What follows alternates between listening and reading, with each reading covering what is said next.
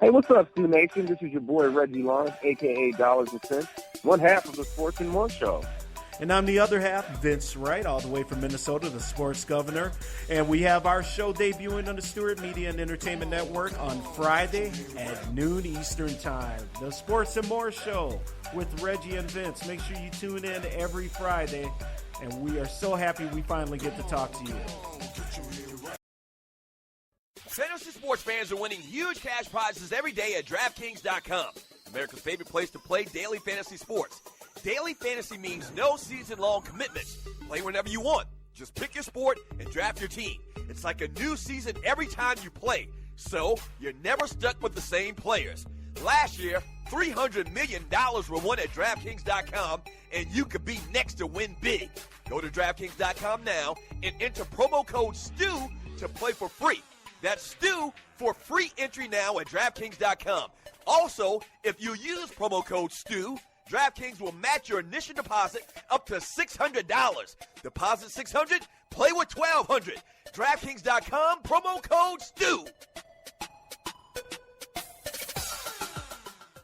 Do you have your own radio show? Are you an artist or a DJ?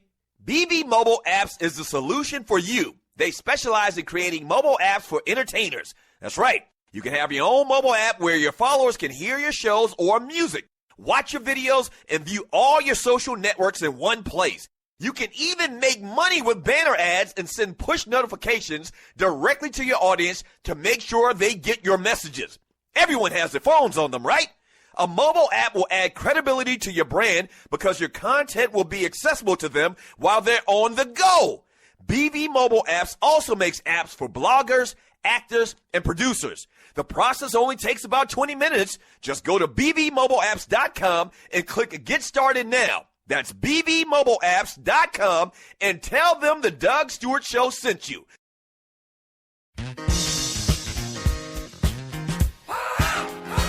I answer no. Deborn of fun. I can't swim. I never could swim. I never will swim. Put me down. Let go my leg. I told you, will you shut up? I told you I can't swim. Oh no. Put me down. I hate water.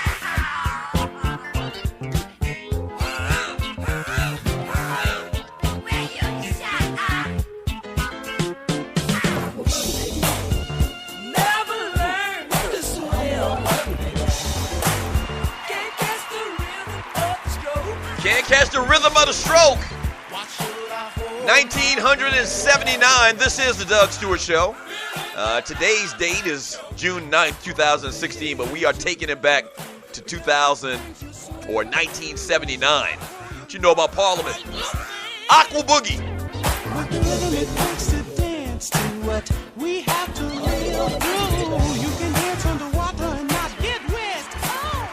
You talk about pillaging.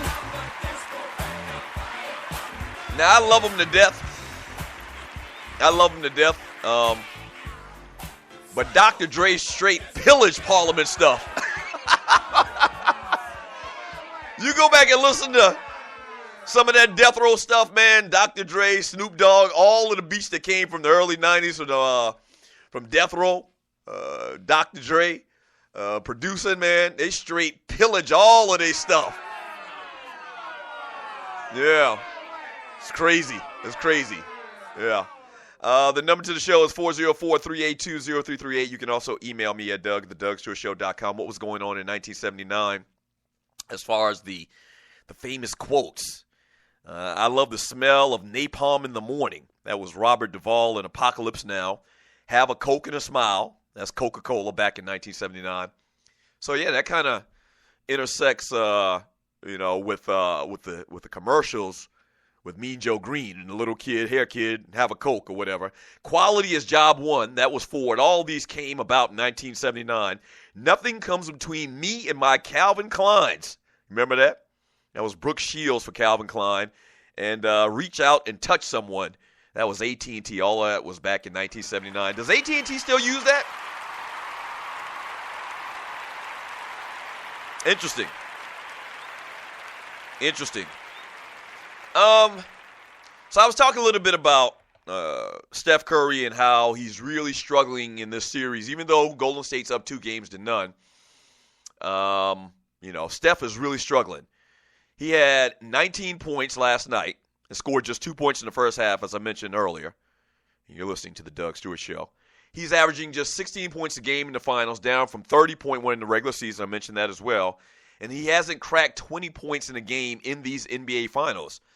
Simply put, man, and I've said this many, many times before, simply put, the Cleveland Cavaliers are up in Steph Curry's shorts.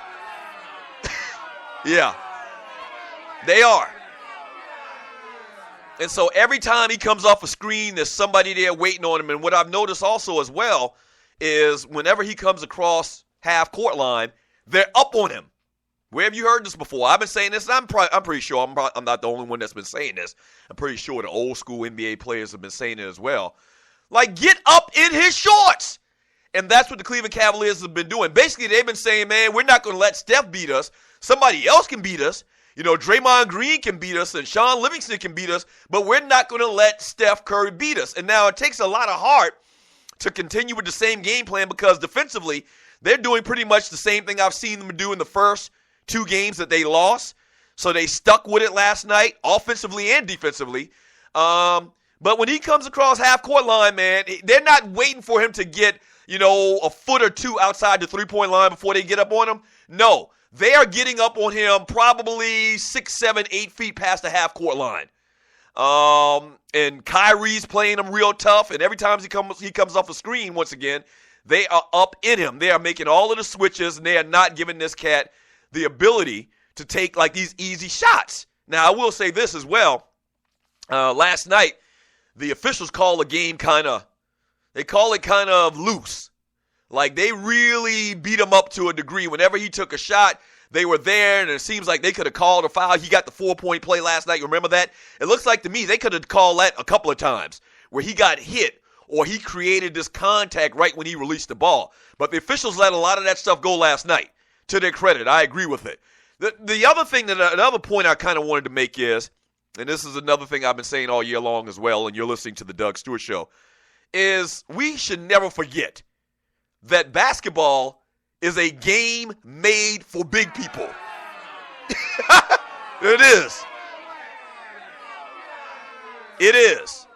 And kind of like in that play where LeBron blocked Steph's little dunk attempt doing the dead ball, LeBron looked at him like, man, I'm LeBron James. I'm 6'9", 270 pounds. How dare you come in here with this weak crap? And you got to remember, basketball, and listen, I always talk about how I champion the little guy. I'm a fan of the little guy, but I'm also a realist, okay? And I love the little guy. And there's been a bunch of great little guys that have played sports, not just basketball, but in football and baseball as well. And most people would consider me, a little guy, which I would disagree with. I'm average height. But simply put, man, the NBA is made for big people. I'm not saying I like it. I'm not saying it's right. It's made for big people. I pulled up the list of the MVP award winners from the beginning of the award back in 1956. Looking at the players that have won the MVP under the height of 6'5", we can even say 6'3", because the only 2 guys that are under 6, all the guys that won the award under 6'5", they're all 6'3", the 2 tallest are 6'3". The only 3 people that have won the MVP award in NBA history under 6'5". All right, the NBA has been in business for over 75 years. I believe they just crossed the 75-year plateau. There's been 3 guys in that time period that win the MVP under the height of 6'5". One of them is Allen Iverson. The other one is Steve Nash. The other one is Derrick Rose. And I'm not counting Steph Curry, obviously. But it's AI, Nash, Derrick Rose, and also there's one more, Bob Cousy, who played for the Boston Celtics and won it back in 1956, 1957. Bob Cousy was listed as 6'1". I'm not going to really count Bob Cousy because during that time, the game was much different. You've seen the video. Much free-flowing. Cats could go anywhere they want. It wasn't as physical as the game is today, and the game has been in the last, 20, 25 years. So your other 3 guys that have won the MVP award under the height of 6'5", is Allen Iverson. Let's stop with Allen Iverson. You know Allen Iverson's background. You know his resume. Allen Iverson was an all-state football player. Allen Iverson was the exception to the rule. Allen Iverson was tough as leather, okay? The guy was an all-state football player once again. Many people thought that he should have gone and played college football, not college basketball. So Allen Iverson. Derrick Rose, who before the injuries, I talked about Derrick Rose and Russell Westbrook being the two most dominant, most athletic players at the point guard position I'd ever seen in my life. So Derrick Rose is kind of like an exception to the rule as well. And the other person who won 2 MVP awards is Steve Nash. Now, you know good and well Steve Nash shouldn't have won no damn 2 MVP awards. And I'll argue that till this day. Steve Nash, definitely he shouldn't have won one of them, but I can even make a great argument that he shouldn't have won the other one as well. Okay? So you got those 3 guys, AI, Nash, and Derrick Rose. In the 75-plus years of the NBA, that's it. That's it. The game is made for 6'10" people, 6'8", 6'7" people. It's basketball. You trying to find a guy that can get close to the rim and just lay it in. Kareem Abdul-Jabbar, Shaquille O'Neal.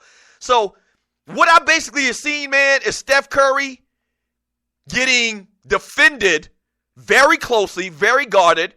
They kind of figured out, the Cleveland Cavaliers have kind of figured out, and once again, Steph could come back and have a monumental game where he scores 40 or 50 points. It can very well happen. What I'm saying is fundamentally in basketball, little guys, man, they don't fare better than big guys.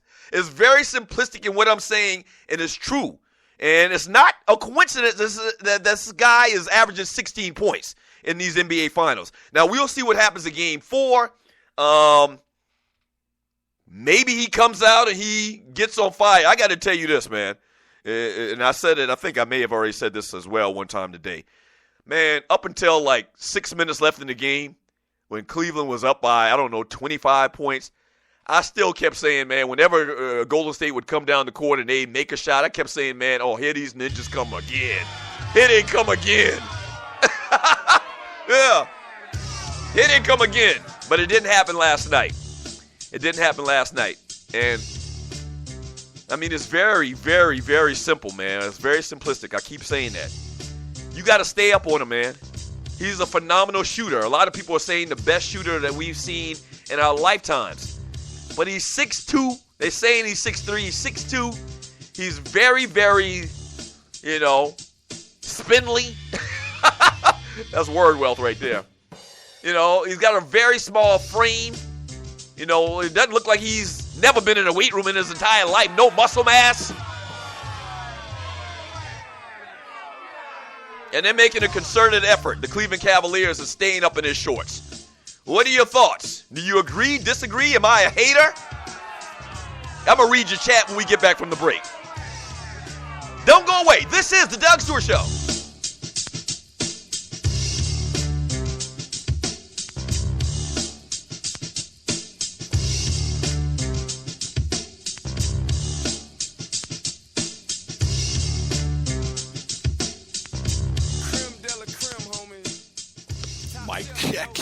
Yes, this is your humble host, Marcus Harper.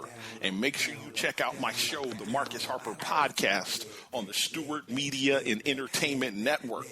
Yes, hop aboard this train of thought. Weekly, 60 minutes of work.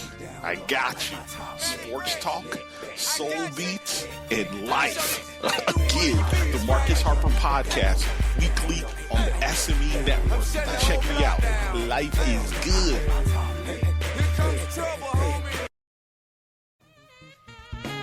Looking for the perfect getaway? Come experience the Bradenton Saxon Soul at Sea Weekend Cruise Getaway, November 17th through the 21st, 2016, sailing from Tampa, Florida, going to the western Caribbean shores of Cozumel, Mexico. 5 days and 4 nights of nonstop entertainment featuring Bradenton, Sarasota's top bands with special guest R&B recording artists, a celebrity meet and greet mixer, all-white party, red carpet photo ops, and much, much more. And all aboard the luxurious Carnival Paradise. You don't want to miss this cruise. For more information, log on to www.